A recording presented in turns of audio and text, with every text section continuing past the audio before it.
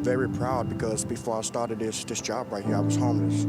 I used to sleep under the bridge, and most of the streets that I'm cleaning up now, that's the streets that I used to sleep on. I'm thankful that they gave me opportunity. You know, it's changed my life tremendously. Like I said, I was homeless. You know, now I'm in the process of looking for a house to buy. And through this program, you know, I came up with my addiction. Man, I'm so thankful. You know, I thank the staff at Good Source for giving me the opportunity, man. They helped me out tremendously. I wouldn't be here if it wasn't for the Good Source staff and the city of Orlando.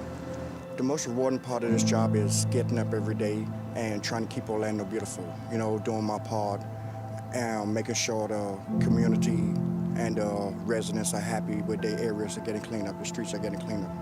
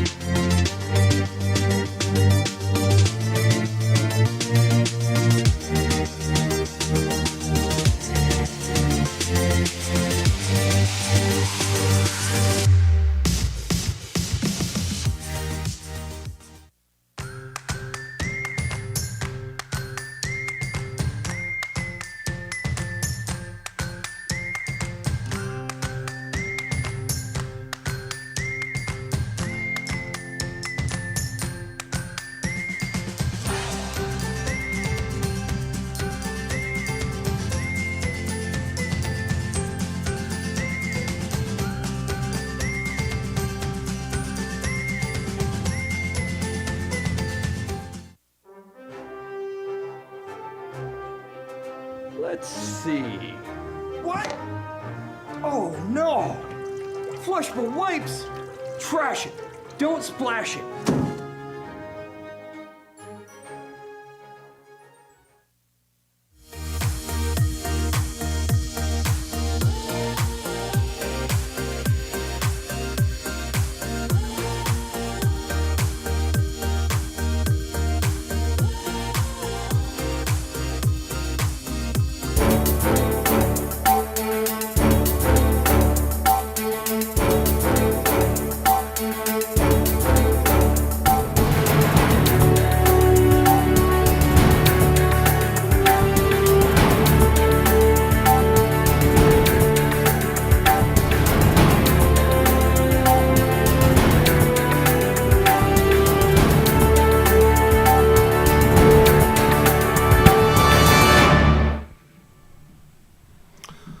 Good afternoon and welcome to the January 11th, 2021 regularly scheduled meeting of the Orlando City Council.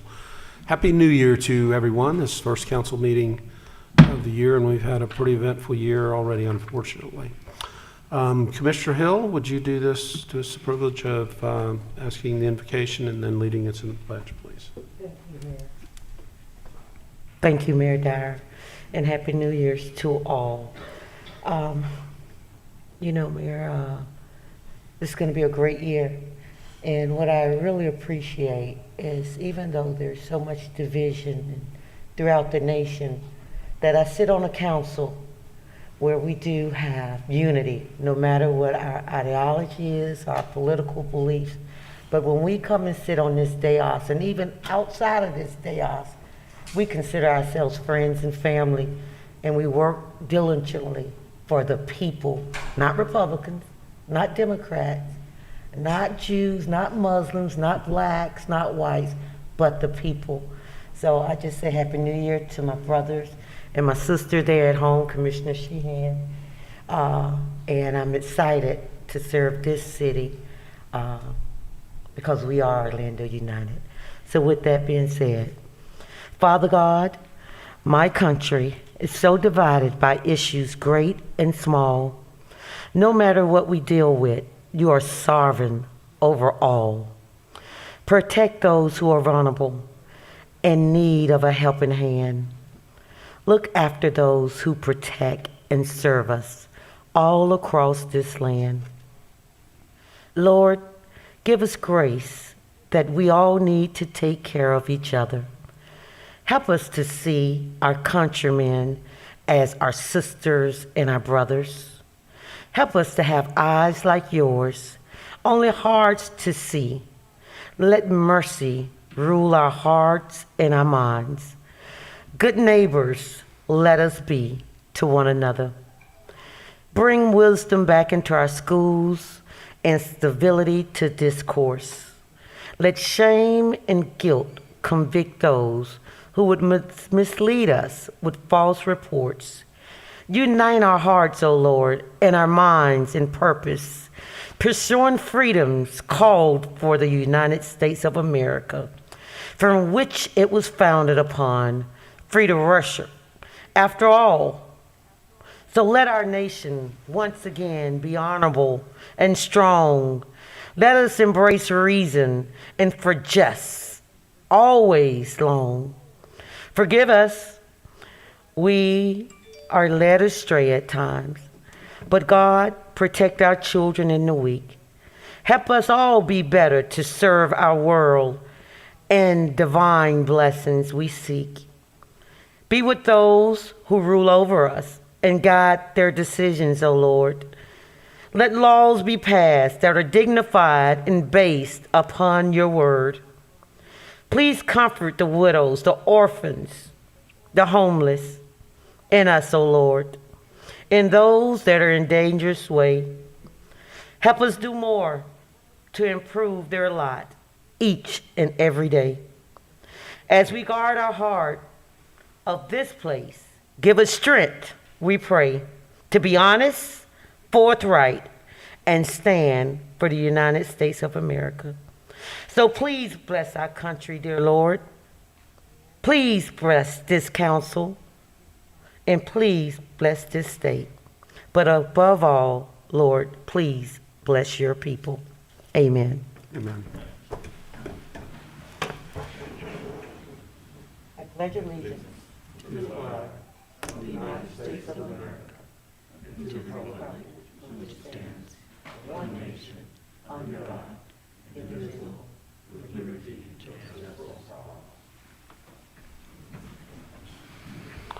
Thank you, Commissioner Hill. Madam Clerk, would you call the roll and make a determination of a quorum, please? Commissioner Gray? Here. Commissioner Ortiz? Here. Commissioner Stewart? Here. Commissioner Sheehan? Here. Commissioner Hill? Here. Commissioner Burns? Here. Mayor Dyer? Here. Mayor Dyer, you have a quorum with all members present. Thank you, Madam Clerk. And we will take note that we are conducting this meeting partly virtually and partly in person. So Commissioner Sheehan and Commissioner Stewart are participating in the meeting remotely, but the rules related to conducting meetings at this point only require that the majority of the council be present in person in the chamber. So we are in compliance with all rules relating to holding our Mayor, meetings. if I may, Mayor, Commissioner Sheehan? I have a question about this. You know, I'm a little bit concerned because the coronavirus cases are, of course, increasing, and some of us have been impacted by this. If the governor has rescinded our ability to meet virtually and a majority of us test positive, what are we supposed to do then? Will we just have to put the meetings off? I'm just concerned. We will come to that if it comes to that, but right now we are governed by we're not governed by an executive order anymore. The executive order was no longer applies, so we're back to what is consistent with state law. But if that were to occur, Commissioner Sheehan, we will figure out what measures we would need to take, and we would probably ask for some type of exemption from the governor's office if that were the case. Okay. Thank you, Mayor.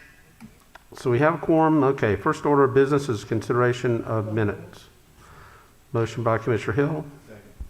Second by Second. Commissioner Burns. That's the Pearl Harbor Day, December 7th, 2020 agenda review and city meeting minutes. All in favor of the motion indicate so by saying aye. Aye. Those opposed, motion carries. Aye. Okay, awards, presentations, and recognitions. Marcia, want to talk about our Martin Luther King Jr. Commission and some of the events that we have ongoing. Good afternoon. Thank you, Mayor and City Commissioners. Good afternoon, and welcome to everyone with us here in the chamber today and virtually. Since 1986, during Mayor Bill Frederick's administration, Orlando has recognized the federal holiday, Dr. Martin Luther King Jr. Day, as an official holiday in Orlando through the efforts of the mayor's Dr. Martin Luther King Jr. Commission. For 35 years, through the administrations of Mayor Frederick, Mayor Glenda Hood, and Mayor Dyer, Orlando's mayor has appointed this commission of civic leaders from the public and private sectors to plan, lead, and implement a series of community engagement events that honor the legacy of Dr. King, educate each generation about Dr. King's nonviolent movement for human and civil rights, and amplify the achievements of our youth and adult servant leaders who exemplify Dr. King's vision and his legacy. The Orlando Mayor's MLK Commission has a very poignant and very believable purpose because they live by it. It is service, equality, justice, peace, respect, and inclusion for all.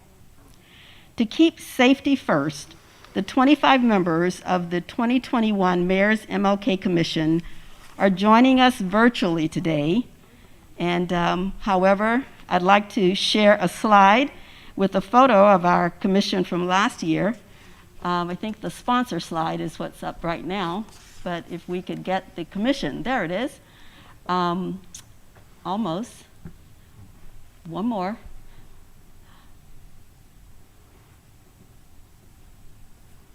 Okay, we're going through the events, but I know we have a slide of the commission that I hope we can pull up. There it we go. is. Yes, thank you. Thank you in the control room. The commission, whose names are listed here, and you see a picture from last year, Mayor and Commissioners, when we had them here in the council chambers. And we wanted to acknowledge these 25 outstanding civic leaders who are making a difference by planning a series of activities, which you will see posted on our calendar. Our chair, Brandy Han, and the members of the commission have been working diligently, especially in the age of COVID and the pandemic, working with partners to try to make sure we could still have a viable and meaningful recognition and celebration. On behalf of the mayor and the commission, I'd also like to thank the 2021 sponsors for the MLK Commission, who are shown here for their generous investments in what's best in our community. These are our major sponsors. They are making a difference. And then the MLK Commission is announcing a variety of community events. And you'll see a couple of slides in just a moment, which begin later this week, including several free events like the Interfaith Multicultural Service, which will be a virtual event held outdoors at the Front Yard Festival. That's next Sunday. And then the 6-part Dream Series, which is a new presentation of the MLK Commission in partnership with Valencia College's Peace and Justice Institute. This is a 6-part virtual series which will engage our community in really exploring how we can actually work toward becoming that beloved city that Dr. King spoke about. Please visit mlkorlando.com to see the complete calendar of MLK events and register to attend. While you're there, Mayor Dyer and the city commissioners and I, along with the MLK Commission, urge you to take the MLK Community Pledge, which is a pledge to denounce racism and discrimination in all forms. In Orlando, we believe, as Dr. King said, and I quote, "Hate cannot drive out hate, only love can." We are proud to be a compassionate and inclusive city for all. Mayor Dyer and city commissioners, thank you for your untiring support of the MLK Commission and its mission. Mayor Dyer. Thank you, Marcia. I'd like to acknowledge the hard work and dedication of the ML Commission and also thank our 2021 sponsors for investing. And I want to reiterate what Marcia has mentioned about joining us today to visit mlk.org or mlkorlando.com to sign the pledge that all of us have. So I would like to read our proclamation. Whereas January 18, 2021 is the 35th anniversary of the national holiday honoring the birthday of Dr. Martin Luther King Jr., one of America's greatest visionary leaders who peacefully created civil rights activism in our nation through non-violent means. And whereas since 1986, the Orlando Mayor's Dr. Martin Luther King Jr. Commission, an appointed Citizen Advisory Board, has worked diligently to promote Dr. King's legacy of service, equality, justice, peace, respect, and inclusion for all. And whereas the year of 2021 marks the 22nd anniversary of the Orlando Mayor's MLK Youth Humanitarian Award Program, which has honored more than 1,000 outstanding students from Orange County who are selected by their schools because they exemplify Dr. King's ideals. And whereas, as the City of Orlando celebrates and promotes Dr. King's incredible legacy, we encourage residents to participate in the 2021 Orlando MLK holiday activities and programs and sign the Orlando MLK Pledge, denouncing racism and discrimination in all forms, sharing in our efforts to make Orlando a more welcoming and inclusive community. Now, therefore, we, Buddy Dyer, Mayor of the City of Orlando, and all 6 of our city commissioners hereby do proclaim January 11th through the 19th, 2021 as Dr. Martin Luther King Jr. Holiday Week in the City of Orlando. Thank you, Mayor Dyer. And I'd also like to thank the amazing city staff that have been working with us to make sure all of this came together. Thank you all. Thank you, Marcia. Thank you, Mayor. Okay, we will move on to the mayor's update, and I want to start by remembering Michael Manello. Mr. Manello passed away last month. He was one of Orlando's greatest supporters of arts and was certainly a generous philanthropist. He passed away, and this city would not be the vibrant city that it is without his influence and enthusiasm and investments in the arts, including, in most particular, the Manello Museum of American Art. So he has left a lasting legacy with his passion, and I would like to just take a moment of silence, please.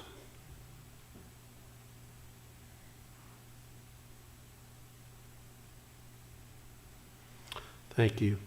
Michael was pretty much one of a kind, or one of a kind that was left today. There may have been more of those 50 years ago, but certainly he leaves a legacy of fun and excitement and generosity.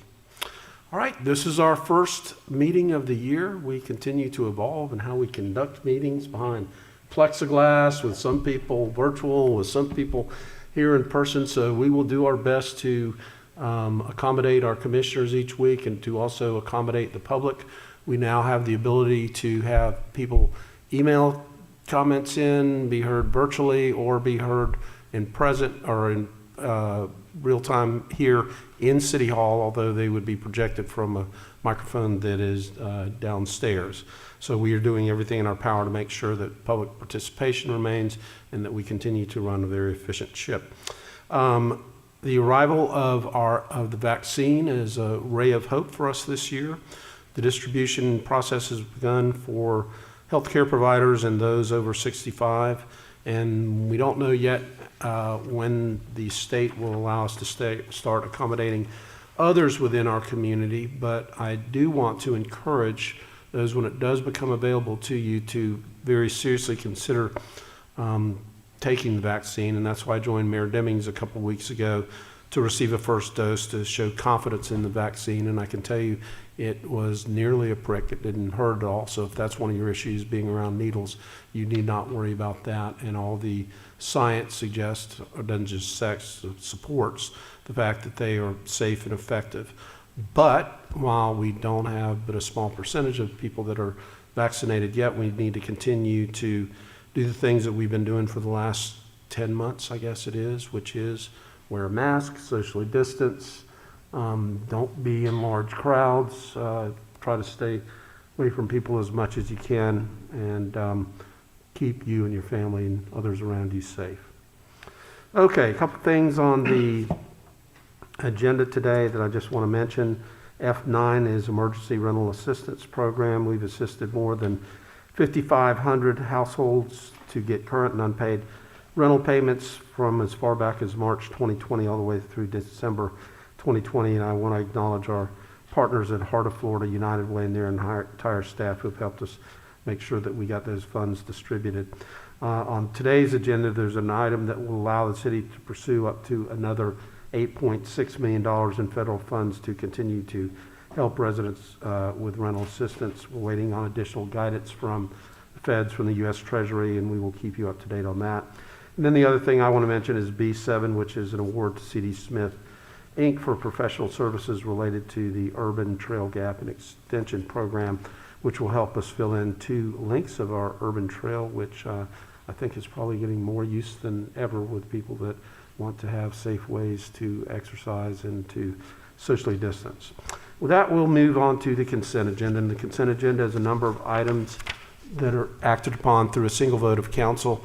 We give each of our council members the opportunity to comment on items from the consent agenda, as well as update you from items in their district. We rotate the order that we do that, and first up today is Commissioner Regina Hill. Commissioner. Thank you, Mayor. On December the 12th, we had a Angel Tree toy giveaway that we've done for the 7th consecutive year, where we were able to partner with the Angel Tree and Fisher Souls, where we provided toys and food for over 75 youth and families and grandparents that are raising their kids. These particular youth are very special youth. Their parents, their children of incarcerated parents. So it was just a joy to be able to give hope and inspiration and share some fun and love with those kids that might feel abandoned this Christmas. That being said, we had, This Christmas was a very special Christmas like none before. 2020, many people had suffered so many losses, whether loss of jobs, loss of housing, loss of family members. But Mayor Dyer and this council, what I did see like never before is the community galvanize and come together and try to make some very deserving at-risk children and families have a Merry Christmas. I've never saw the giving that I've seen while I've been on this council like I have in 2020, even with what we have going on. And I just want to appreciate and say thank you to the community at whole. But there was some partnerships that helped these families over in the west side of Orlando and here downtown. And that was our Citrus Club here in downtown Orlando, Athletic Connections, OrlandoJobs.com, also the Red Cross and the Salvation Army, the Mustard Seed, Orlando Union Rescue Mission, and Giving Kids Hope. They provided for almost 500 kids in the Mercy Drive corridor. This year I really focused on that corridor, Mayor. I know we've really have allocated many funds to go over there during 2021 to try to improve the quality of life for the youth and families there. And unfortunately, right before Christmas, there was a terrible multi-family house fire there in the Windsor Cove apartment complex where over 40 residents was displaced, 11 families total. And we were able to partner with the Mustard Seed and, as I said, Orlando Union Rescue and all these different community stakeholders. And they provided all the essentials that they needed for when they would get their another apartment back. They were able to get pots, pans, toiletries, bedrooms, refrigerators, everything to go back and move in. So we provided temporary housing, and I like to thank the housing department for their assistance, Oren and Linda, with trying to find some temporary housing. They now have been placed back into some newly renovated apartments there. And those families stated they did not know what they were going to do for Christmas. It was seniors, little babies. So I just want to say thank you to everyone for helping with that. Also, Chief Rillon, thank you. Your men and women was there with Toys for Tots, and they helped me organize it from the very beginning, a couple weeks prior, before we even knew we was gonna have this tragic incident there at Windsor Cove. I know you and your team has been diligently working with myself and those there in that Western Core to really focus on Jernigan Gardens. And we had just a few weeks before that had did a day out with the kids and folks there. So as I saw those folks coming from out of those apartments and now engaging with OPD and the different communities that had came from different places that did not look like us. That did not look like us. That was special, right? That shows that they are not alone, that this community, regardless of color or creed or politics, care about them. And they went inside and they have now created this, I guess we could call, ecosystem. Even though it was a terrible fire, we have, out of that, created this ecosystem where they're coming back weekly now to engage those families, to help them with literacy, to help with some outreach when we start talking about trauma. So so many of us came together, and I'm just excited about that, excited about the special group of men and women that you got there. You know, I'm a tough critic. But I stood back, and those officers that you have chosen, and I know Commissioner Burns might say the same thing about the officers you got in Washington Shores, but those particular officers that you got there in that Mercy Drive calendar care I saw an officer that went inside the apartments, a young lady, Rogers, I believe her name is. And when she came out, she had about 15 kids with her, Mayor, leading them down the sidewalk, chanting nursery rhymes. Chanting nursery rhymes to go inside an office space over there in the front to do art with them. That wasn't even on part of the program. That's something that she did on her own. So I'm just so hopeful with the initiative that Mayor Dyer and this council and the funding you all have put in place for community building with our law enforcement and also education and the health and all that. Is for me, you know, I had some loss myself, 2020, but this Christmas was special. And it was special because I saw the community. And also, Chief, your guys were on point also throughout the community. I saw them, and I want to commend you, Chief Barksdale, for all the work that OFD has done throughout this community this Christmas and New Year's. So can we just applaud them for a moment for what the men and women of OFD and Orlando Police Department has done with sweat equity and really answering the call of Mayor Dyer when he said, go into the community and get to know the people. And I see it's being done.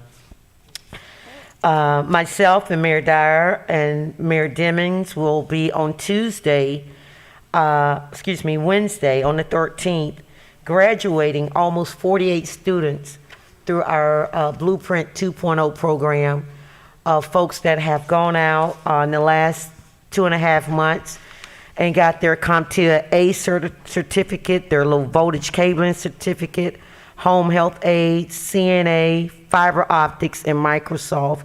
And all this was done during the pandemic, which is even more special. So I look forward to that, and thank you, Council, for approving those funds. And we've helped a lot of people in the last 3 months. And with that, I'll pass it to my colleague, Commissioner Burns. Thank you, Commissioner. Commissioner Burns? All right, thank you. Mayor and fellow commissioners, it will be a year on January 13th that I was sworn in as the City Commissioner for District 6 and join you all to serve the needs of the residents of our great city. And I would like to thank each of you for welcoming me with open arms.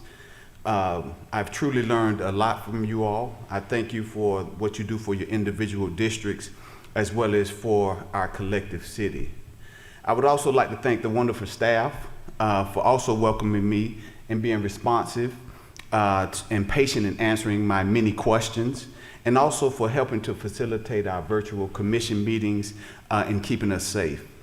As my office began to plan our year out with a focus on my first 100 days, we could not have imagined that my first 100 days would be diverted from vision planning and relationship building to becoming engrossed and laser focused on COVID-19 response and helping our district receive basic necessities such as food, water, and hygiene supplies. Then in May of 2020, the world witnessed the murder of Mr. George Floyd by a Minneapolis police officer who had his knee pinned to Mr. Floyd's neck for 8 minutes and 46 seconds, where the video captured Mr. Floyd begging for his life and pleading to his deceased mother. As a city and as a nation, we were shook at our core, and it forced our collective introspection, not just personally, but it forced us to scrutinize our systems of care, whether it be our police department and other governmental functions, to our healthcare system, our financial and economic systems, as well as our judicial systems. While we dealt with the uncertainty that these events inspired, what was certain to me was that here on this city council, there was a sincere desire to hear from our residents, but not just hear from them, but to listen to them and initiate action. Actions such as the thorough review of our police department operations, development of the first equity official position, the expansion of youth services, and the development of our mental health alternative response teams. So Mayor Dyer, I applaud and appreciate your leadership in these areas as we endeavor to form a more perfect city. And to that end, Mayor and fellow commissioners, I commit to working hard and in tandem with all of you to ensure that every resident of our great city has the opportunity to benefit from all that our city has to offer. In closing, I would like to thank the volunteers who came out to assist my Christmas toy giveaway at the Smith Center. During this event, I was attending a funeral of a family member in Pensacola, Florida, but I did receive word, Mayor, that you stopped by, and I appreciate your support for this event. We gave away more than 100 bikes, hundreds of toys, and served hundreds of families. I'm grateful for the Orlando Magic for coming out and helping us to spread Christmas cheer to families in the district, as well as Fair Winds Credit Union. We could not have done it without their assistance. I would also like to thank Dr. Tricia Bailey of Bailey Pharmacy for gifting bikes to the children of District 6, and the Smith Center staff, including Joseph Caesar, for helping us to put together such a great event. Mayor, fellow commissioners, I'm excited for what this new year has to offer, and I wish everyone peace, health, and prosperity. Thank you. Thank you, Commissioner. Commissioner Gray? Thank you, Mayor. Activities both past, present, and future are on my website, and so I have no comments on the agenda, so I'll pass to Commissioner Ortiz. Commissioner Ortiz. That was quick. All right. Well, Happy New Year to everyone and everyone out there watching, to our residents. We're hopeful that this year is going to be a lot more promising, and we'll have a lot more accomplishments. And one of those, hopefully, getting rid of this COVID-19. So, on December 8th, we welcome a new addition to our office. I would like to introduce Ms. Estefania Ospina to the City of Orlando and District 2 office. Ms. Ospina is our new digital media marketing manager. She's a University of Florida alumni who worked in book publishing in New York City for most of her professional career prior to joining us. I'm looking forward to where 2021 will take our office this year, and I'm so happy she decided to join our team. On December 28th and 29th, my team and I partnered with Iglesia Episcopal Jesus de Nazaret and the Hispanic Federation to deliver food to over 100 seniors in the District 2 community. I want to thank each and every volunteer who help us make this a reality for everybody. And another, I guess, very sad news. I'd like to recognize the recent passing of Ms. Susan Wilcox, President and longstanding board member of Gateway Orlando. From District 2 office, our hearts and deepest condolences go out to Susan Wilcox's family in this most difficult time. We lost not only an integral member of our community, but a cherished and beloved friend, and that she was. Susan worked tirelessly to shape the direction and branding of the Cimarron Corridor as the organization's board president, all while devoting her time to educating children on how to impact the environment in a positive way. We will miss her dearly, and we'll continue keeping her family in our prayers. And to our community, this is, as I said before, is a year full of hope, and we should not stop working together. And as a community, no divisions whatsoever. What has been happening in other places around the nation should never be a reflection of who we are as human beings. There's some people that have different ideas and different ways of expressing their anger or whatever it may be, but we should not allow for that to change the way we live in our city, in our region, and how we treat each other. We should continue holding the values that we have in our community as those who the whole nation should be copying, for that matter. But let's not let a few change the way we all look at life and how we look at government, and let's not lose hope in our government, because United States have been is the best nation in the world, and we should continue being proud of being Americans and being in this great nation. So I just like to send a message out there of hope and for all of us to get more involved with government. Hopefully this year will be a year where we get more constituents, more residents of the state, not only of our region, more involved with government, as we started an initiative with the Florida League of Cities to teach people about government and for them to understand how a decentralized government can do so much compared to the rest of the world where you find centralized governments all over the place. I hope people get involved, not only in learning, but also in participating in government as legislations are made in either in Tallahassee or Washington. We should hold accountable all those who represent us, starting with our own community here. And I put myself, and I know the commissioners and the mayor are in the same boat, for that matter, in terms of helping each and every one of our residents. And with that, Happy New Year to everybody. Thank you, Commissioner. We'll move on to Commissioner Stewart. Thank you, Mayor. And let me just take a moment to say Happy New Year. I appreciate everything that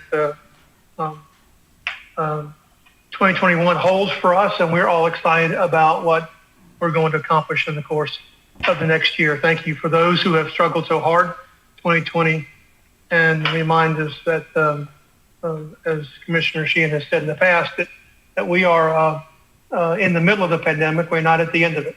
And we have a lot of work to go through in the course of the next year, and we're going to be diligent about that. But Happy New Year, Happy 2021 to everybody. Mayor, thank you for mentioning Michael Manello. He has left a wonderful legacy with our city. The Manello Museum is only part of that legacy. The other legacy is the legacy of giving back to the community that you're part of. And I want to tell you how much I appreciate him and his family, the work that has happened there, and the work that will continue to happen now because of his gracious gifts to the city of Orlando. Thank you very much. I also want to mention, I mentioned earlier in our agenda review about a dear friend of mine, Charlie Miller. Charlie was a basketball coach here in town, basketball coach at Hungerford and Wymore. Took 4 teams to the state championships, won twice, was transferred in the middle of the integration issues to Edgewater High School and became my basketball coach. And really for 50 years has been my coach. And for that, I am deeply grateful. He passed away. They asked me to share a little bit about my experience with Coach Miller, and I had a chance to do that. Coach Miller, many of us know him through the work he did at the Florida Citrus Sports Association. But he was a man who fought for equality in his wonderful, gentle, humorous way, but impacted thousands around us that we, I appreciate so much Reggie McGill sharing the proclamation that we did as a council in memory of Charlie Miller. I know the family appreciated it as well. I want to take this time to celebrate, as we celebrate the Martin Luther King holidays with our friends. Remember, I want you to commit to learning something new and to take some real time to reflect on what social justice is in our country and how you can be engaged in making sure that everyone is treated equally in our country. Thank you. Thank you for the virtual workshops. Marcia, what a great idea. Love seeing that work go on, but I think that's where real change happens when you get a chance to talk a little bit greater detail. I have the distinct duty to announce that my police liaison officer for District 3, Corporal Kevlon Kirkpatrick, will be retiring next week. He has been with the city about 23 years. He was with Edgewater High School as an SRO for about 8 years and has been with District 3 for 15 years, the entire time I've been there. I am so honored to have him be part of that and be part of the work that is we've accomplished together in District 3. So we're breaking up the team. He's breaking up the team. I'm half teasing, but I do love him and love him dearly and appreciate so much what he's done. He's been a real example to the community and to the other liaison officers on the role that you play in terms of advocacy on behalf of our constituents. So thank you, Kevlon. I appreciate it. This Thursday, we're going to have a little bit of fun with him. So swing by Dartmouth Park on the eastern border and come by and say hello from 3:30 to 5. We've asked the community to come by and drive by and say hello and wave and sign a big card on his behalf. So it's this Thursday, January 14th, from 3:30 to 5 o'clock along Edgewater Drive. Some upcoming notes I want to share with you. I want to say a special thanks to Cole Neesmith about what he did with the Creative City project over in Lou Gardens. It was absolutely wonderful. I didn't know anybody who went and attended that didn't think it was just absolutely wonderful. The best part about it was they got a chance to have the exposure to Lou Gardens as well as to the wonderful creative group that he's done. And then add to that we have we're planning it again for next year. So it's really going to be great. And I appreciate Cole and his entire team doing that. And mentioning Lou Gardens, beginning January 18th, we'll have our Dino Nights, and our dinosaurs are coming back starting January 29th. So we have found a little niche that people will come out, especially during the wintertime when it's not so rainy. And so we want to encourage everybody to be part of Lou Gardens. The Pompeii exhibit over Orlando Science Center in our Lock Haven goes through January 24th. If you hadn't had a chance to see that, please go see it. It is absolutely fascinating. And you'll get a chance to kind of see a moment in time in our world's history. Tonight is the College Park Main Street annual meeting at 6 o'clock. It's a virtual meeting. You get a chance to attend. Please plan on attending. And then I want to make sure that even past the holidays that we continue to support our local businesses because that's the most important thing that we can do, especially in terms of small business. I know many have kind of altered and moved and changed. Others have opened up. Others have closed. I just want to tell you that these small businesses are the mainstay of our city, and I want to make sure we continue to pitch in as much as possible impact. On to the agenda. We have a small business facade for Doug Miller over on Rio Grande. Honored to support that. It's on items D14. On items D1 and D2, we were in an agreement about the lighting over at Packing District as well as the Orlando Tennis Center. There's a chance for them to, OUC, to install the lighting and us pay them back over the next 20 years. It's a good investment for us. And I want to say how much I appreciate the work that our staff has done to make this happen. The other thing is on the ordinances later on, I'll talk about it, but we're going to do some work on the scooters and the dog bark in my area. So with that in mind, let me say again, Happy New Year to everybody. Looking forward to another great year in our city and a great year in 2021. And I appreciate that. And with that, Mayor, I'll turn it back over to you. Thank you, Commissioner, and I'll call on Commissioner Sheehan. Thank you, Mayor Dyer. And I too would just like to say Michael Manella will be missed. He was a gem in our community. What a character he was. And when we were holding court, Commissioner Stewart, when we were announcing the new renovations, you know, he didn't miss a beat. What a character. He will be very much missed. He loved his sense of humor was as sharp as his eye for art. So I will really miss Michael very much. And, you know, Michael died of COVID. And I think it's very important for us to realize that we are losing senior citizens who've done so much for this community. And it's all the more reason for us all to be careful, to take care of one another, to care enough about each other to wear a mask. As I've been going out, I've been seeing people wearing it under their nose, not paying attention. They think it's funny to, you know, once they get into a store, to pull it down off their face. And this is not funny. People are dying in this community, treasured, wonderful people. We're losing them in this community. And you should be ashamed of yourself for not taking this seriously.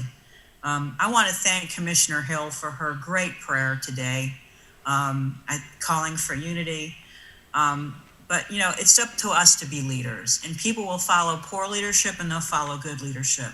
But I think the most important thing right now for us in this country is to tell the truth and to make sure people understand what's going on.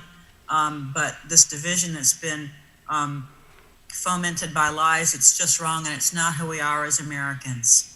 And we need to come together because that's who we are as Americans. We're better when we work together.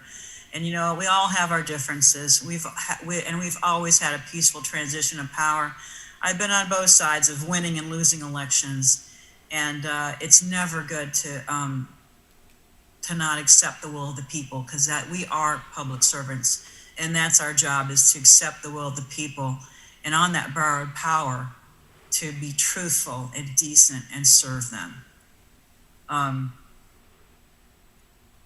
I also want to thank the sponsors of my 19th annual Wheels for Kids. We did almost 100 bicycles.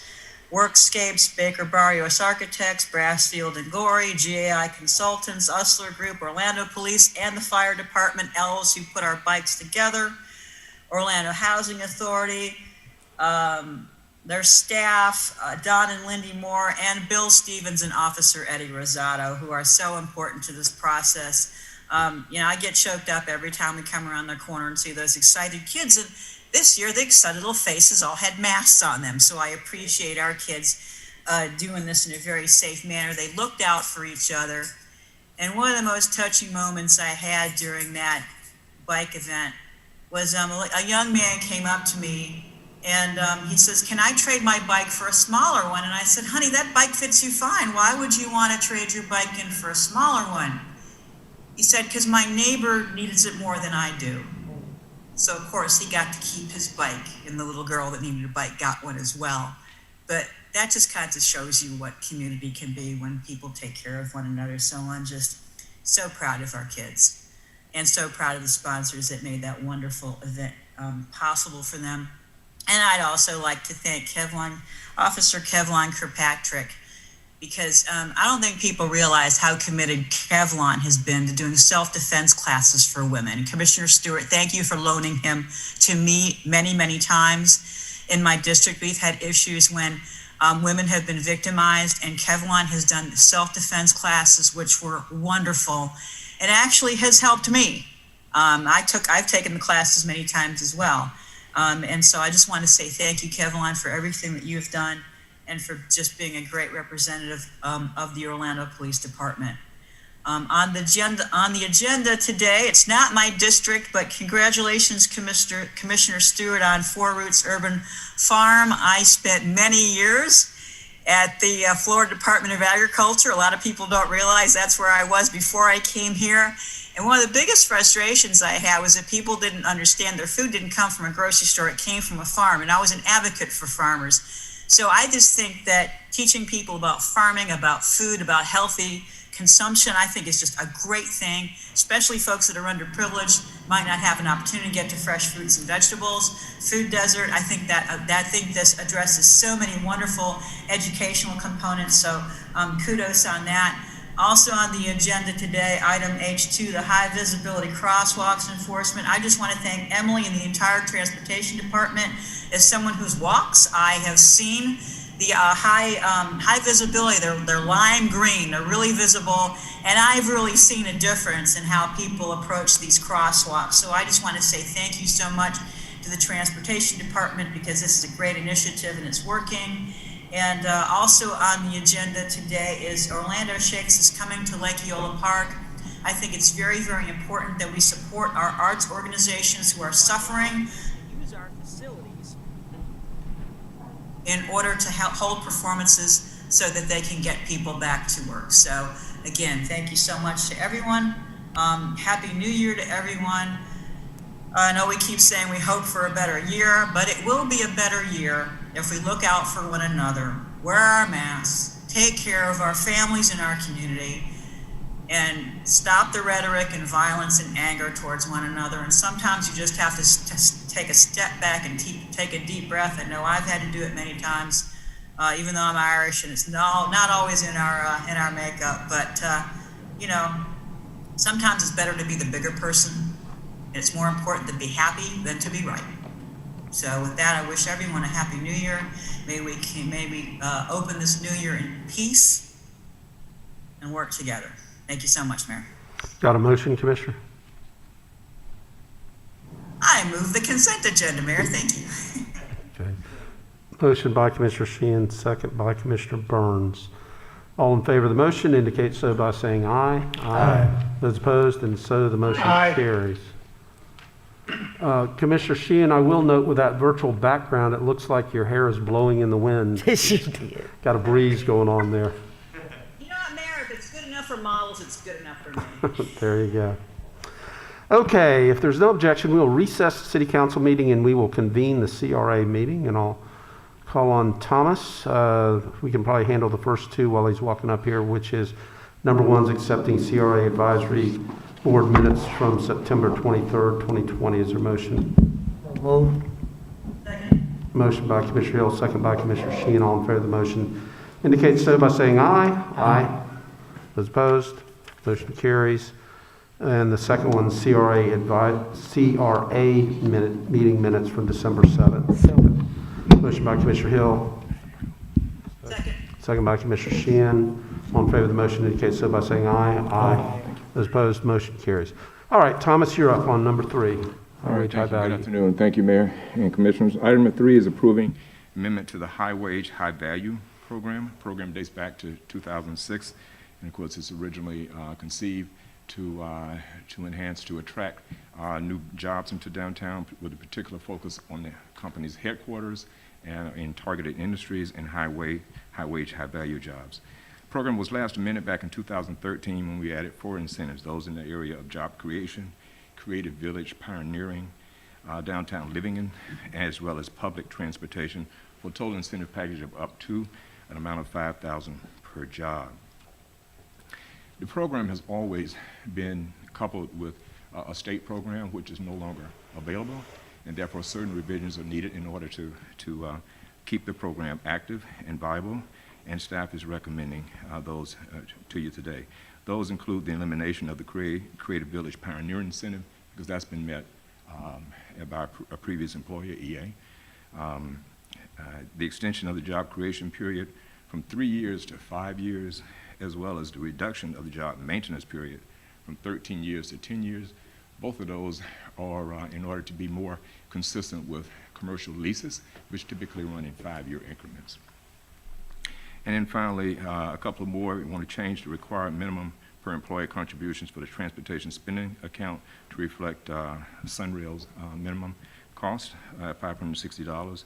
And of course, we want to require that any incentive jobs be required to lease a minimum of 200 square feet of office space, as well as require that the companies certify that any incentive jobs are spending at least 50% of their work hours within the downtown office spaces. And finally, again, we would require the companies to have their annual reports certified by a certified public accountant prior to submittal to the CRA. The advisory board is recommending approval, and staff is requesting the approval of the revised high wage, high value job creation program. Second. Motion by Commissioner Hill, second by Commissioner Sheehan. Are there questions for Thomas? Discussion among commissioners? Hearing none, all in favor of the motion indicate so by saying aye. Aye. Those opposed, motion carries. All right, number 4, Thomas. All right, thank you. Item number 4 is approving a streetscape cost sharing program amendments. This program goes back to 2008 and establishes streetscape cost sharing for certain eligible streetscape projects within the downtown CRA area on a 50%, up to a 50% basis. As currently written, many typical components of streetscape improvement projects are excluded, and thus staff is proposing to remove those exclusions in order to render the program more comprehensive and more consistent with typical scopes of work for streetscape improvements. Again, the advisory board has met and recommends approval, and staff is requesting approval today.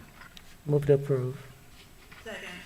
Motion by Commissioner Hill, second by Commissioner Sheehan. Are there questions for Thomas related to this item? Discussion. Hearing none, all in favor of the motion indicate so by saying aye. Aye. Those opposed, motion carries.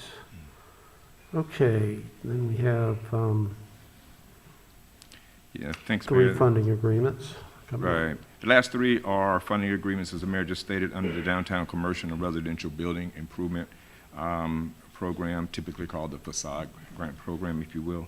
You recall that this program offers a 3-year interest-free deferred loan for facade and/or building stabilization improvements in existing properties within the downtown CRA.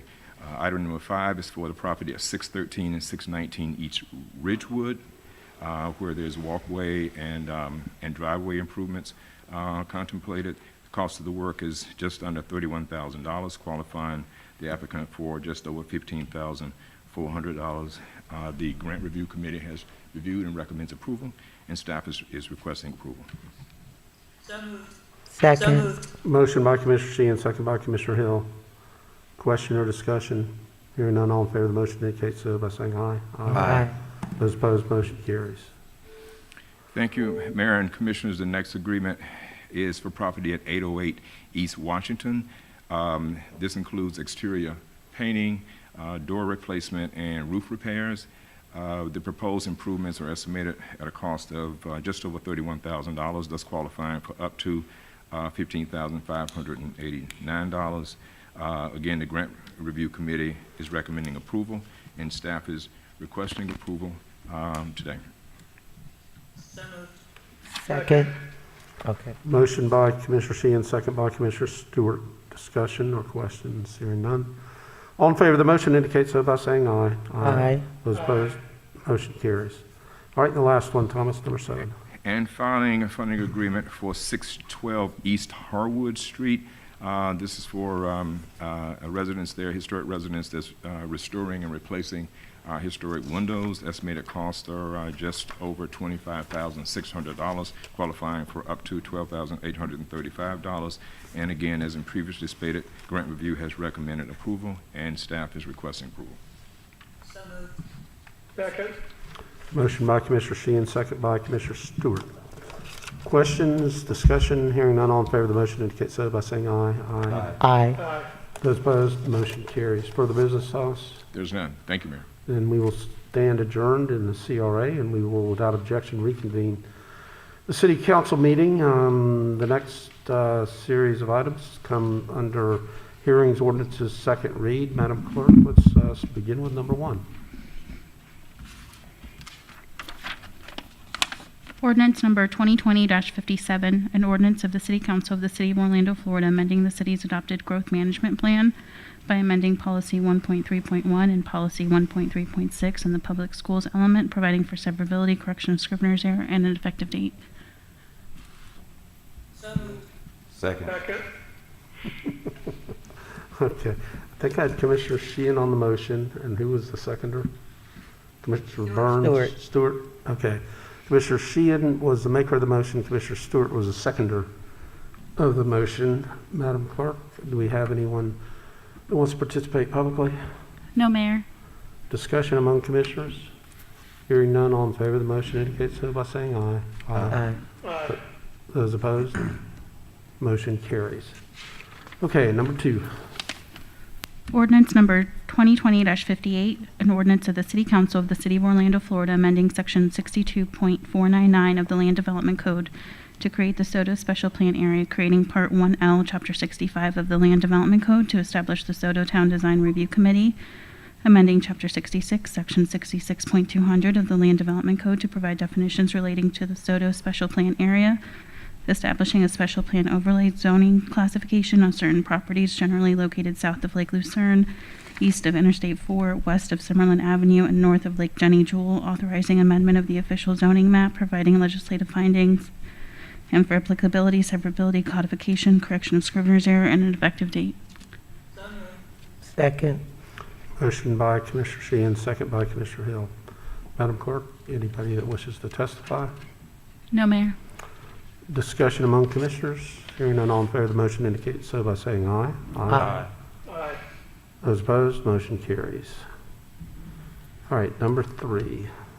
Ordinance number 2020-65, an ordinance of the City Council of the City of Orlando, Florida, relating to motorized scooters, amending Chapter 10 Orlando City Code entitled Bicycles, Scooters, Micromobility Devices, and Bicycle Paths to extend the pilot program for scooter sharing services and to authorize sit-down scooters to use the sidewalks under certain conditions, providing legislative findings, definitions, penalties for severability, codification, correction of Scrivener's error, and an effective date.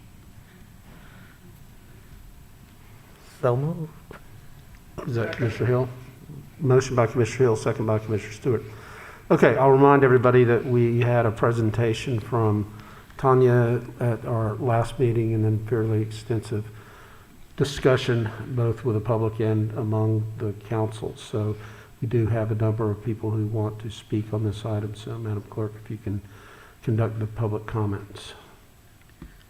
Up first, we have Edward Sun. He's appearing in person. Please state your name and address for the record. You have 5 minutes to speak.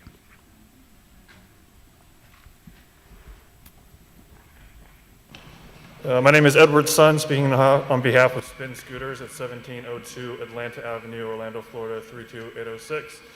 Thank you to the Mayor and the Commissioners for allowing me to speak today. We are obviously speaking in support of the extension of our scooter pilot, but we also ask that there be continued and more accountability and repercussions for continued bad behavior from operators within the program. We look forward to the extension of this pilot and believe the next 6 months will be a good gauge to grade the evaluation of not only each operator, but the scooter program as a whole. But we also ask that the behavior of all the operators over the course of the last year also be taken into consideration. Things such as meeting equity requirements, responsiveness to relocation requests, and abiding by no ride, no park zones have all been important even prior to this extension. And while the program as a whole should be evaluated, we also believe, like I said previously, all operators should be held accountable to abiding by the rules of the program and ensuring that we are offering micromobility devices to all the residents of Orlando in a safe and convenient manner. And with that, I'd be happy to answer any questions that you guys may have. Okay, are there questions? Thank you for your testimony. Up next is Dennis Burgess, appearing in person. Please state your name and address for the record. You have 5 minutes to speak.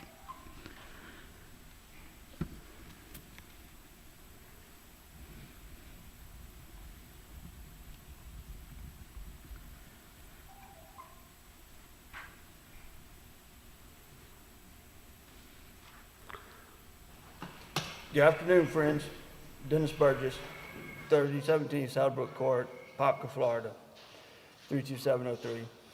I rise once again today to oppose the extension of the shared scooter program, today's ordinance 2020-65, for a number of reasons. First is safety, and over the course of 1 full year now, scooter companies have shown neither a willingness to comply with the safety aspects of the ordinance germane here, nor an ability to ensure their users comply with same. I also have a lack of confidence in the City of Orlando's Transportation Department to oversee the scooter program, whether owing to indifference, incompetence, ineptitude, or yes, corruption. For 1 full year, this department has failed this body and Orlando's citizenry. As you may recall, I addressed this body at the December meeting, as did Tanya Wilder for the City and Transportation Department.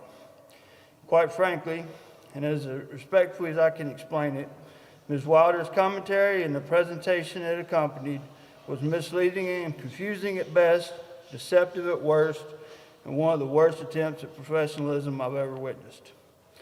Ms. Wilder touted ordinance changes that sit-down scooters would operate at 10 miles an hour on sidewalks, 20 miles an hour in the street.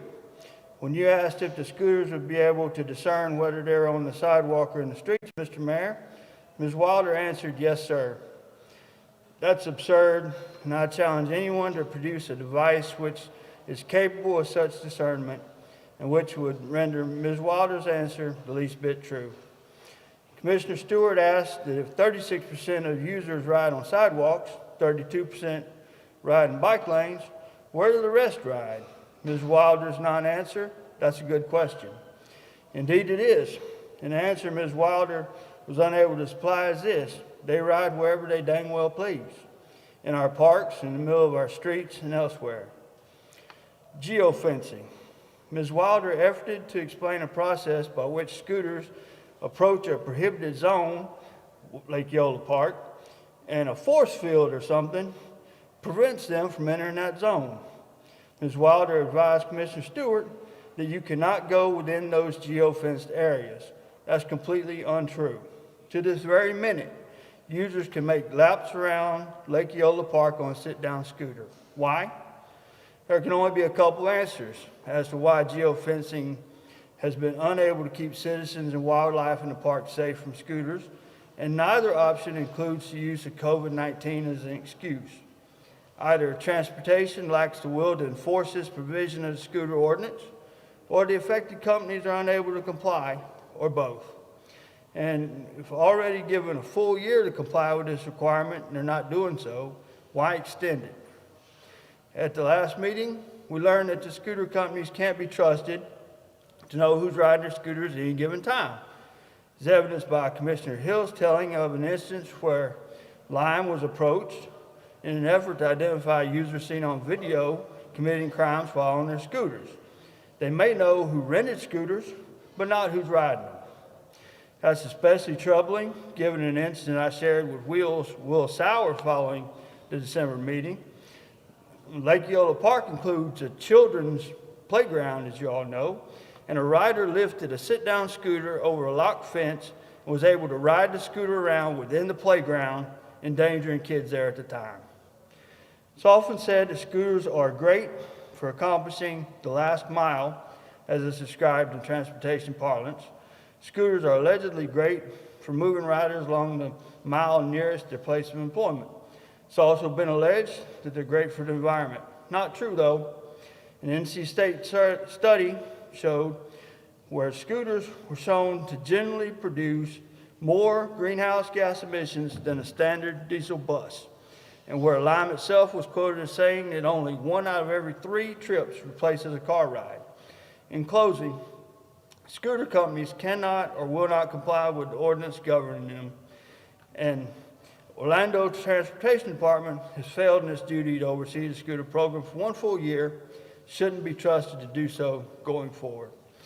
I've laid out numerous safety concerns regarding these scooters today and at previous meetings, and the NC State study I cited has relegated scooters to being no more than a bothersome toy versus a transportation godsend. I urge you to vote no today in the scooter program now. May God continue to bless this council and its work, and may continue to bless brave men and women of the Orlando Police Department. Madam Clerk, are the remainder of our public testimony looks like it's virtual? Correct. Can you introduce them then? Yes. Up first, we have Lisette Garcia. Please state your name and address for the record. You have 5 minutes to speak. For those speaking virtually, they're going to be disconnected for 1 second in order for it to appear on video. Hi, this is Lisette Garcia from Lime. Can everybody hear me? Yes, ma'am. Okay, thank you. Lisette Garcia, 601 New York Avenue, Orlando, Florida. I'm here on behalf of Lime, and just simply to support the extension of the scooter pilot. All of us providers have been working closely with the city's transportation department, mainly a couple of weeks ago, to just work out what these regulations are, what they will look like, and how we can work together to address these issues. In my first attempt to connect, it was my first week there. I was in person, and I'm sorry I'm not there in person to provide testimony, but I just feel like we, in working together, I know that all of operators are in the same boat. We want to make sure that the lines of communications are open. We're just simply trying to work together to be able to provide the residents and students and visitors of the city a safe and reliable transportation option. I know that there's a lot of kinks that we have to iron out together, but I believe that working in unison, we can do that. And that's all I have. Thank you. Mayor, I have a question. Commissioner Hill. Thank you, sir. Thank you for your appearance virtually, because, I do think we need this mobile transportation, but we need it responsibly. And so what are your plans as Lime, as one of our vendors, to do better communicating to the residents, and what kinks have you identified, and how are you going to work them out? So I have to be completely honest, our team has had a handing of batons with regards to the general manager and operations manager. We have a brand new person on our team that's been working with Lyme for 2 years, but it's now taking over this region. So we've been working in unison on education programs. We have a digital first ride safety initiative that we have to continue to implement within the city. I am planning on being there more presently to connect with everyone on the city council staff to presently introduce myself. But I think there has to be a bigger push, hand tags with information on our scooters. I think there's a lot of enforcement issues, and so if we have a better communication plan with our, the Tampa Police Department. But that said, the coordination between the your transportation department with 7 providers, with a lot of these providers, sorry, not 7 providers, but all the providers that are in the city, is not an easy task. So we're trying to unify that, and we are supposed to supply our suggestions to the city transportation department at the end of this week, and hopefully the department is able to report on what all of our recommendations are, including education, first ride digital safety events, more presence on site, and definitely just being more responsive to the city. Yeah, I think the citizens aren't truly concerned about the educational component. They're more so concerned about the safety component, not the riders, but where they're left at. So hopefully you all can focus on that. I'm voting for this, to be honest, because I do think we need additional 6 months to gauge those that are being responsible and those that aren't. So when we come back, hopefully your company will show a great history of compliance, because I will be asking staff and this council, because the minority of the ridership is in my district, but it also is in the outlier districts where we have a lot of seniors and homeowners on the eastern core that really are having a tough time. I've seen pictures throughout social media where these devices have not been picked up, and they're in front of blocking sidewalks and things of that nature. So hopefully you could be able to gauge where these things are being left and do a better job. I'm not saying I don't have any stats of what you're doing properly or incorrectly, but we have 6 months to fix it. All your kinks that you're talking about, and you're saying it's being tough. So hopefully if you want to stay in the city and continue to provide these services and be part of this network, 6 months from now, you can show where you've improved your services and the safety of our citizens, so we can move forward. Thank you. Thank you, Commissioner. Next speaker, Madam Clerk. Next is Brandon Chung. Please state your name and address for the record. You have 5 minutes to speak.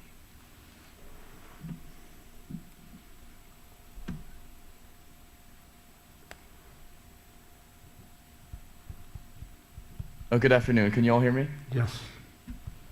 Thank you, Mayor and Council. My name is Brandon Chung, and I'm on the Government Relations team at Razor. Address is 1428 West Anderson Street, Orlando, Florida. We did speak at the last council meeting, so I'll keep my remarks brief. I just wanted to emphasize that along with each of our fellow operators, Razor has remained committed to ensuring that our devices are used safely and responsibly. And to that end, Razor has and will continue to double down on our rider education efforts in our app, through our social media and customer contact channels, and through our virtual and in-person community engagement events. Our team has, as my colleague Ed Bird mentioned, worked closely with city staff over the past few months to modify our operations in response to feedback, including the addition or revision of geofence zones. Lake Eola Park and Orange Avenue do come to mind. And as I mentioned, in response to feedback that we received from OPD and various other community stakeholders. So we do believe that now more than ever, Orlando residents and visitors need a safe and affordable means of getting around, and we're really grateful that Council has indicated its support to giving this program a 6-month extension. And as my colleague at Spin mentioned, as well as the Commissioner, we do ask that you do hold us accountable, and we're looking forward to receiving evaluation in 6 months at the end of this extension to that effect. And if you do have any questions at all, please let me know. Thanks very much. Questions, Commissioners? Otherwise, we'll move to the next speaker. Next is Evan Holloway. Please state your name and address for the record. You have 5 minutes to speak.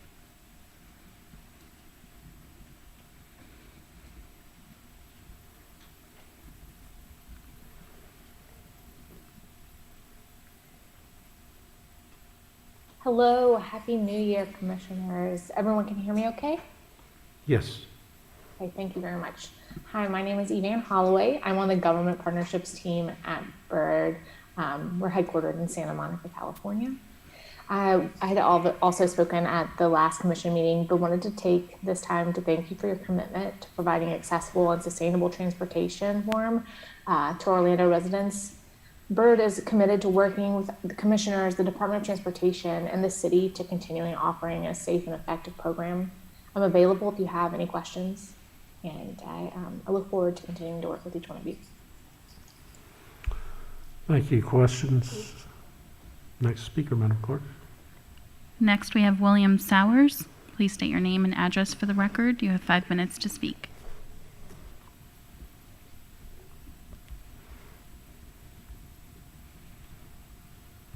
Hi, good afternoon. Can you hear me okay?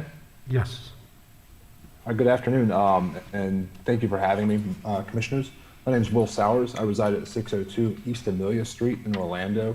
I'm the general manager for Wheels Labs, an e-scooter operator in the city. We operate the seated e-scooters, and I was at the last commission meeting as well, testifying today in support of the extension of the pilot program. We're ready to continue our collaborative work with you in the city and improve Orlando's mobility options.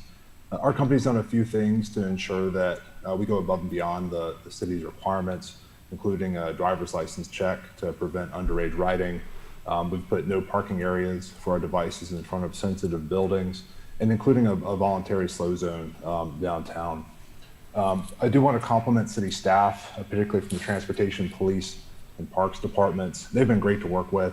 They have not hesitated to hold us accountable in a constructive manner, including calling, texting, emailing, all times, including over the New Year's holiday. So again, thanks to them. Your pilot and your staff's proactive approach has really set the standard for other cities. I'm happy to answer any questions that you may have. Questions for Mr. Sowers? Okay, so to all of the providers, we've had some issues. We have, I think probably the largest complaint is scooters not being relocated from neighborhood areas where they are left. We're certainly going to take stock in who works with us and does a good job over the course of the next 6 months. We don't anticipate that we will have as many providers when we do RFP for the next go around, and certainly part of that equation will be who has done a good job of making sure that the scooters are operated safely and not left in very inconvenient and unsightly places. So, Mayor, may I? Commissioner Sheehan. Thank you, Mayor. And sorry I interrupted you. It's hard when you're virtual. But I just wanted to say that I had 2 separate incidents, one right before the last council meeting and one just after, where these scooters were left in front of my elderly neighbor's home. He can barely walk. He needs to access the handicapped ramp in front of his house, as well as another neighbor that I have who has a cane. And these scooters were left right in a place where, and I only have a sidewalk on one side of my street. This is actually in my neighborhood where I live. Now, finally, staff got so tired of hearing me complain about this that they said they would geofence part of the neighborhood so they couldn't just leave them in front of my neighbor's house, which I do appreciate. And then 3 days later, when I was walking my little dog on another sidewalk, okay, we have limited sidewalks, unfortunately, in my neighborhood, but I was on Nebraska Street, on my side, Commissioner Stewart, walking my little dog on Nebraska Street with a flashlight. It was a little dusky. 2 scooter riders came down the sidewalk, nearly ran us over, and then said thank you as I jumped out of the way to get my little dog out of the way so she wasn't harmed. Now, this is the impression that you are making out of a decision maker in the city of Orlando, who is also hearing from hundreds of residents the same problem. And all you guys come here and say is, oh, well, you know, we'll try to do better. And okay, you may live in the neighborhood, but clearly you're not walking the neighborhood because you're not seeing what I'm seeing every single day. So again, How are we supposed to work collaboratively when you're running me and my little dog over? I mean, I take that personally. She's all I've got during this pandemic. And I live alone. I've barely gone out of my house. All I get to do during this pandemic is to walk my neighborhood for a little bit of my personal sanity. And I can't even do that without being run over by scooter riders. I don't think scooters with seats should be on sidewalks for this reason. It's not safe. It's not sane.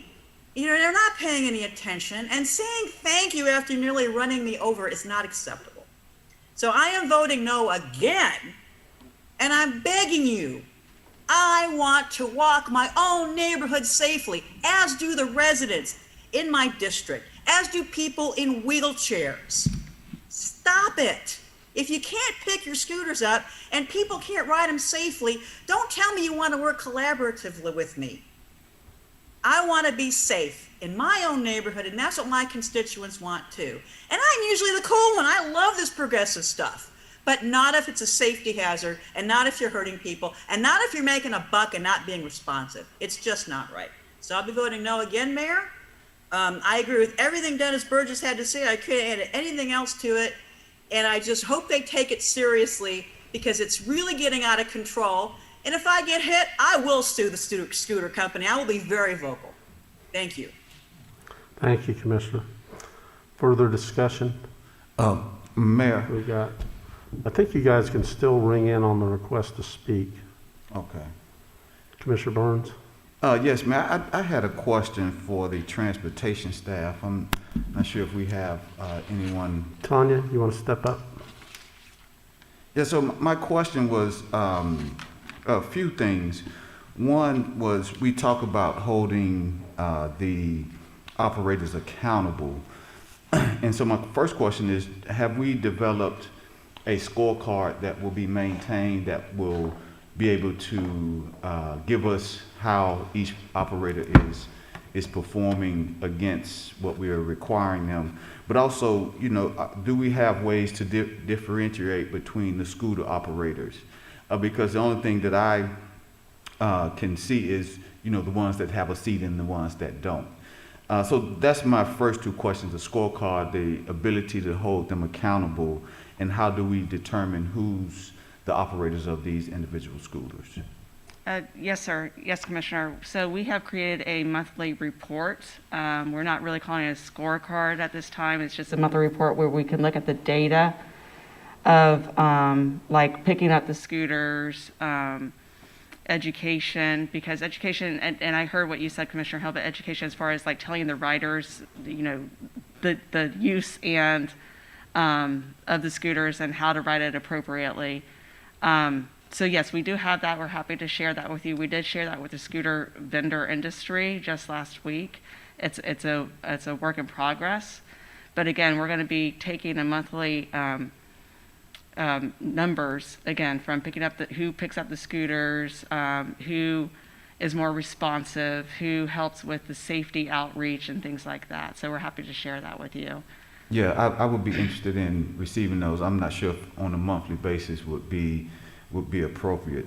Also, the ability to decipher, and I think this was more for the seated scooters, the ability to decipher from if they're on the sidewalk and the miles per hour is limited versus operating on the streets.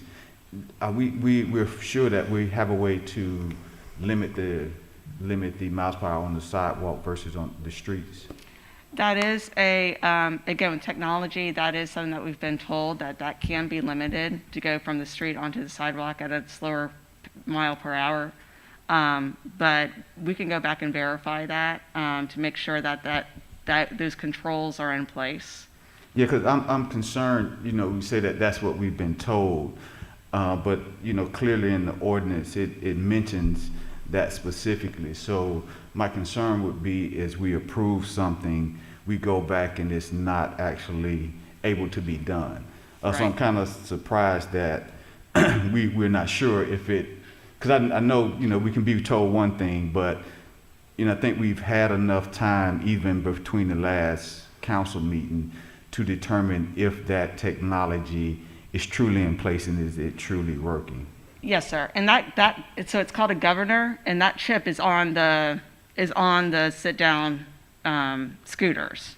So I mean so it's at the whim of that technology piece.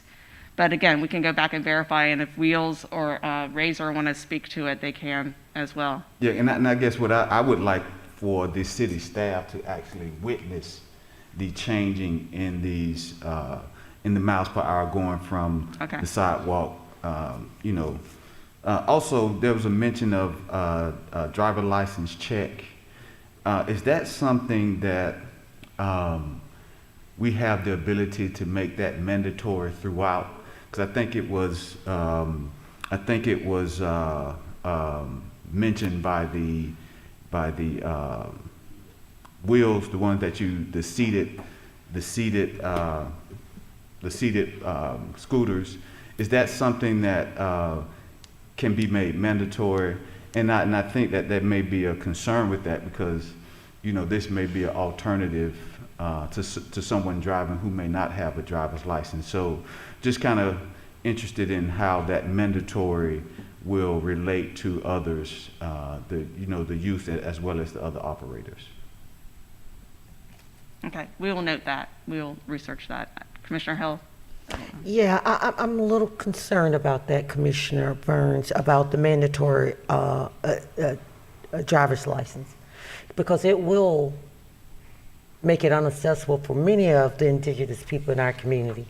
As you know, they have challenges with their driver's license. So I want to kind of think about that a little bit more when we start seeing everybody has to have a driver's license, because many of our constituents don't have license and can't afford to go and pay their fines and fees, and this might be their only mode of transportation to be able to get to work or doctor's appointment or downtown to go to Publix or somewhere. So I just want to, are you thinking about, I'm not saying it's a bad idea, I just want to, we got to be careful that it doesn't have a negative impact on all the people while we're trying to fix one thing, that we put a hindrance on someone else. But with that being said, I want to also, is there a complaint line? Yes, ma'am. Okay, so maybe we can push that out and be able to get better numbers where people can call into a city complaint line, not their complaint line, because they might not report that, Mayor. So we can have a city complaint line versus the scooters for this next 6 months, that might be suffice also to help with the data. Okay. Thank you. And so Commissioner Burns, to your point, we will assess about the driver's license and also talk to the industry of what best practices are in other cities as well. Yeah, and Commissioner Hill, that's a point well taken. Thank you. And we probably need to be consistent with what state law is related to the ability of somebody that owns a private scooter to ride it and be somewhat consistent with what they're doing. Right. Okay. And Mr. Mayor, if I could just comment on Mr. Burgess's, one of his comments he made on how Commissioner Stewart talked about, the additional percentage of where that goes, and I said that was a good question. I did go back to Commissioner Stewart after the presentation, and I did share with him that the remaining of those percentages goes to bike paths and trails. So that was clarified. Okay. Thank you. Mayor, I have one more. Yeah, I have a question. Commissioner Stewart first, and I have a follow-up, Mayor. Who we got there? Okay, Yeah. Commissioner Stewart. Mayor, yeah, thank you very much, and I was going to mention that as well. About a third are on our trails, generally speaking, about a third, and the other about a third the other way. I will tell you that I have noticed in the last month that the groups I have complained about have been more responsive in moving them. I'm still concerned about, I guess the biggest concern you have is you have 5 vendors. And if Lime tries to enforce some rule, then what happens is the guy goes from Lime to Spin. And then when he breaks those rules, he goes someplace else and someplace else. So I'm an advocate of having only one or two of these for ultimate control in downtown. And then the idea is that if I like them, we just cancel their contract. It makes life a lot easier. Today they can go from one to the other. And that has always been a concern of mine in the test of this. I'm in fact extending the test when we have for the next 6 months, but I'm also in favor of double checking two important things. One is the rebalancing every 24 hours, and then the response it takes to get somebody back out of our neighborhoods. I like Commissioner Sheehan, see them in weird spots all around College Park. But I have called and they have responded. It seems that they're going a little faster than before. Before I would call, they would take, I noticed on the second or third day they'd be gone. Now I noticed they were gone the following day. So I think we can accomplish this task by staying on top of it.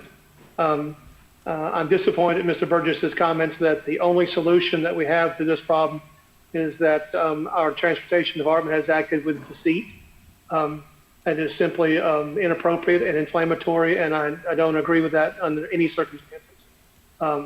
This is a challenging issue that we are having to address because we have a state law that impacts us, we have local demand that impacts us, and we have the issues of trying to enhance transportation without having to be negative to our entire community. So I have a lot of concerns still, but I have seen some good things happen over the course of the last 30 days. I want to continue to see that action for the next 6 months.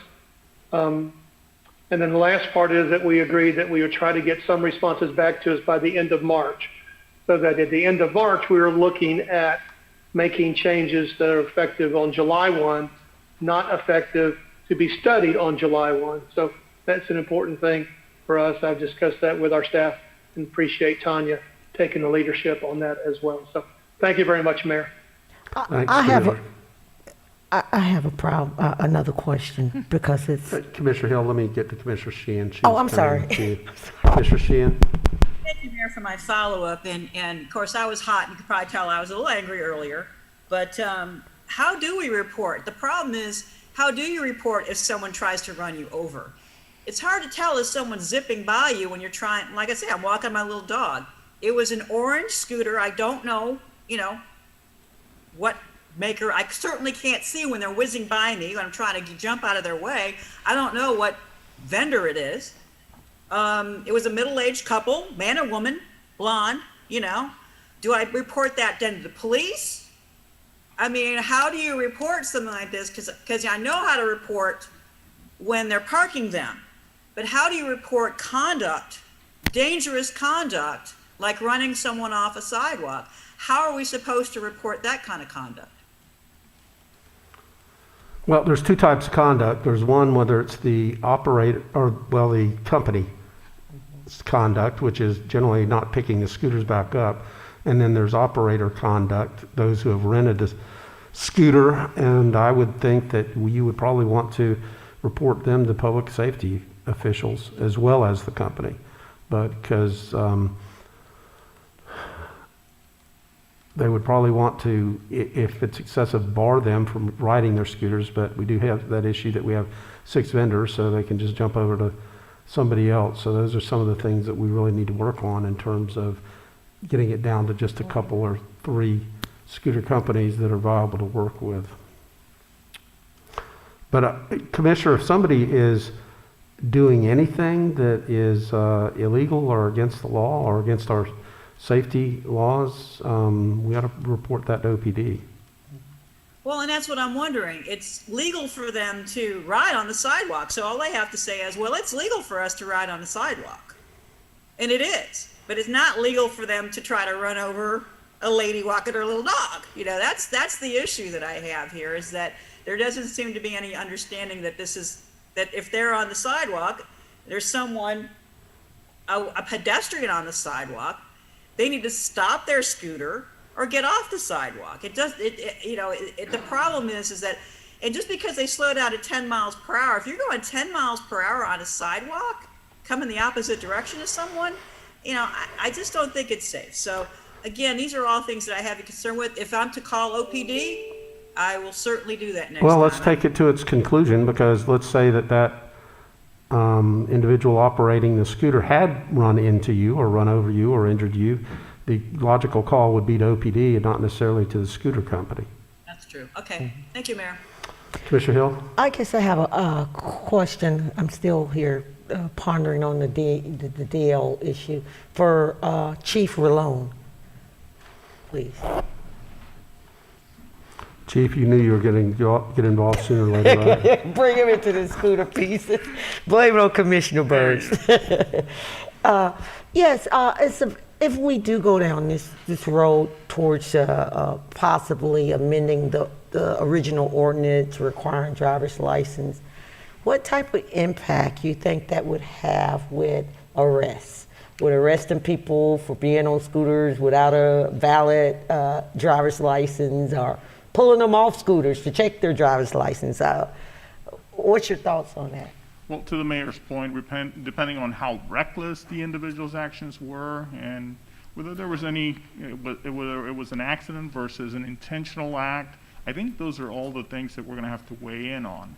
But ultimately, every individual who rents one of those, in my opinion, is responsible for their actions and is responsible for maneuvering through the pedestrians on the sidewalks and what have you. Mixing the two, though, I think it's calling for trouble, but we'll try to enforce it the best we can. So not the reckless driving piece. Just if we put this driver's license amendment in there, for instance, you got someone just driving down the streets. I know we're trying to build community policing relations, right? But just to pull a kid off, not a kid or anyone off, and say, I need to check your driver's license. Well, I mean, well, to be honest with you, I think our officers will use due diligence in making sure. We would that they hope. don't- In a perfect world, Chief. It is new waters that we're navigating Right. through, and I think we'll do our best to make sure that we do it right. That when something comes up that rises to the level where some type of enforcement action will be taken, we will make sure we consult with our legal team to make sure we don't deviate from anything that is proper. But again, until we experience those situations, to be honest with you, I think we need to look at the next couple of months to see how things go, to see if any of those concerns came up, and when they do, the last thing we want to do is arrest someone because they were on a scooter and committed an infraction. We're not going to go there. You know, and Commissioner, just thinking off the top of my head, the skills you need to obtain a driver's license are not necessarily the same skills that you need to operate a scooter. I mean, you get a motorcycle license separate and apart from a driver's license. So Correct. I'm not suggesting we develop a scooter license at this point, but it's not the same thing. I mean, I have a driver's license and I'm okay now, comfortable on a scooter, but I certainly wasn't the first time I jumped on it. And Commissioner Mayor, I think as we move forward, as we continue to educate everyone on the importance of adhering to safety guidelines when it comes to operating these things and the potential for civil liability and what have you, I think that will help a lot in making sure that people do the right thing. And I will also mention, you know, I wasn't in favor of scooters when they first came out, but a lot of people use the scooters to get around, especially in downtown and Paramore, the core areas. And I kind of like the bikes better, but economically, I guess the scooter companies and bike companies have figured out that it's more beneficial financially for them to operate the scooters than it is the bikes. Commissioner Burns? Yes, thank you, Mayor. One other thing on the driver license situation, Tanya, do we know, because I recall that it was just for the seated scooters. Now, is that because, do we know if that was because they can be operated on the streets as well as the sidewalks, or do you know why they made that mandatory for that type of scooter? Commissioner, to my understanding, that was just something that Wheels wanted to initiate, and that they took that responsibility themselves. So it had nothing to do with The where it was ordinance. being operated? Okay, thank you. And then also, just as another point, you know, scooters have a GPS on it, so we can always go back and research what the company and potentially who is riding it. I have to disagree. When they wrote in and did all that damage to Black Lives Matters mural, OPD said to me that they could not, they tried to contact who those kids were on those scooters that scooted in there, and they couldn't track them on the scooters. They saw them come in on scooters, and maybe Chief can attest to that, but they was not able to get who was on that scooter in that vicinity at that time. And we wasn't able to really move forward with the vandals. So I would like for us to work on that. And it may be a good idea if maybe working with transportation and the vendors, we look at cities that have had this program implemented for quite some time to look at enforcement practices and what have you, and then come back to you and present you with the findings. Thank you, sir. Believe it or not, we're one of the models in terms of operating. Because you remember at the beginning when these scooters and bikes started coming in, they just plopped them in and nobody had any regulation whatsoever. So the way we approached it is a model for others. Okay, anything further? No problems in Lake Nona, Commissioner? No, we're fine. We love scooters. All right. All in favor of the motion indicate so by saying aye. Aye. Those opposed? No. Okay, 6-1 with Commissioner Sheehan in dissent. Okay, where were we? Ordinance number 4, 2020-66. Ordinance number 2020-66, an ordinance of the City Council of the City of Orlando, Florida, vacating, closing, and abandoning a portion of Lake Avenue between East Jackson Street and East South Street, and a portion of the north side of East South Street between Liberty Avenue and South Osceola Avenue, comprised of 0.29 acres of land, more or less, providing for conditions of abandonment, providing for the execution of affecting documents, severability, correction of scrivener's error, and an effective date. So moved. Motion by Commissioner Sheehan, second by Commissioner Hill. Madam Clerk, are there members of the public who would like to speak on this matter? No, Mayor. Discussion among commissioners. Hearing none, all in favor of the motion indicate so by saying aye. Aye. Those Aye. opposed? Motion carries. Okay, number 5. Ordinance number 2020-67, an ordinance of the City Council of the City of Orlando, Florida, relating to the low-intensity office residential zoning district, amending Figure 1B.LDC, Table of Zoning District Regulations, inside and outside of the traditional City of Orlando City Code to amend the setback and minimum lot width requirements for low-intensity office residential uses, providing for severability, codification, correction of scrivener's error, and an effective date. So moved. Motion by Commissioner Sheehan, second by Commissioner Hill. No speakers, Mayor. No speakers from the public. Discussion. Hearing none, all in favor of the motion indicate so by saying aye. Aye. Aye. Those opposed? Motion carries. Okay, number 6. Ordinance number 2020-69, an ordinance of the City Council of the City of Orlando, Florida, amending the city's growth management plan to change the future land use map designation for certain land generally located south of Brookhaven Drive, east of Ferris Avenue, and north of the Orlando Urban Trail, comprised of 0.49 acres of land, more or less, from industrial to mixed-use corridor medium intensity, changing the property zoning designation from general industrial district with the traditional City and Virginia Drive special plan overlays to medium intensity mixed-use corridor district with the traditional City and Virginia Drive special plan overlays, providing for amendment of the city's official future land use and zoning maps, providing for severability, correction of scrivener's error, permit disclaimer, and an effective date. So moved. Oh, sorry. Motion by Commissioner Stewart, second by Commissioner Sheehan. Any members of the public, Madam Clerk? No, Mayor. Discussion among commissioners. Hearing none, all in favor of the motion indicate so by saying aye. Aye. Those opposed, motion Aye. carries. Commissioner Stewart, you're about 30 seconds behind. I'll slow down on calling for the vote. Well, if we had better community upgrade of our entire network, I'd be a little bit faster. Okay. Work on that with the state. In any event, the motion carries. Number 7, Madam Clerk.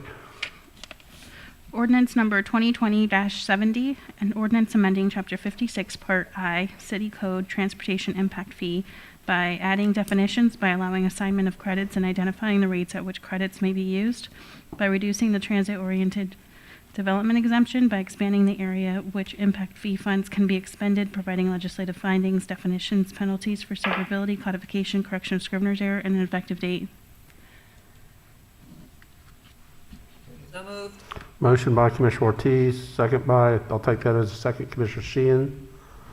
Any members of the public, Madam Clerk? No, Mayor.